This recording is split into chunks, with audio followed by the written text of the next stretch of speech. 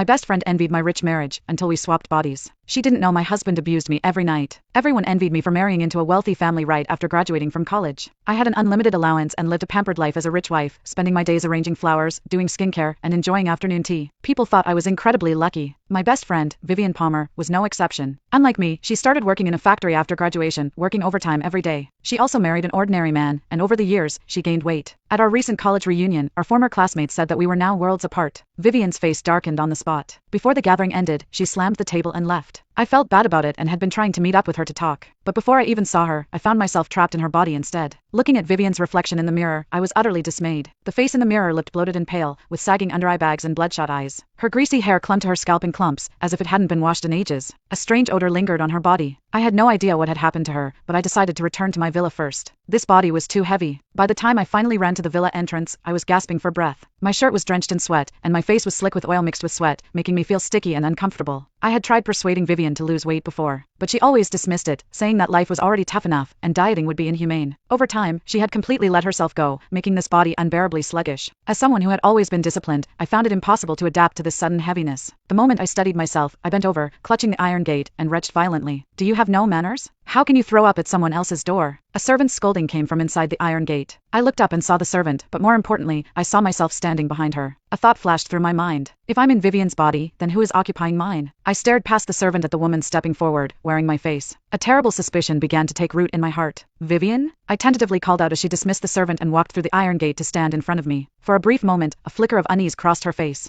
I was right. Vivian and I had swapped bodies. Before I could demand answers, she smirked and pointed at me with undisguised glee. "From today onward, you are Vivian, and I am Jeanette Yates. From now on, your rich wife's life is mine now." I was furious. "What did you do?" "Just a little trick to swap our bodies. Your happiness now belongs to me. And as for you, you can rot away in my miserable life." Vivian's expression twisted with crazed excitement. Her words became even more brazen. "Don't even think about switching back. As long as I refuse, you'll never get your body back. Just accept it. Even if you tell others the truth, no one will believe you. And if I wanted to get rid of you, it would be as easy as crushing an ant." I fell silent, staring at Vivian's smug, distorted face, my heart a tangled mess of emotions. We had been best friends for so many years. It would be a lie to say I wasn't hurt. But I wasn't ready to give up just yet. I reached out, grabbing her hand, still speaking gently. "Vivian, my life isn't as happy as it seems, and yours isn't as bad as you think. We don't have to do this." Vivian shoved me away harshly, her face dark with anger. "Stop lying to me. This is the happiest I've ever been." I gazed at the face that used to be mine. Finally, I sighed and asked, "Are you sure you want to go through with this?" "Of course. I went through so much trouble to swap with you. Even if I die, I'll never give this body back." Vivian's tone was resolute. "All right." I agreed without hesitation. Seeing the momentary shock on her face, I nodded firmly and said seriously, "From today onward, Jeanette's life is yours." From now on, she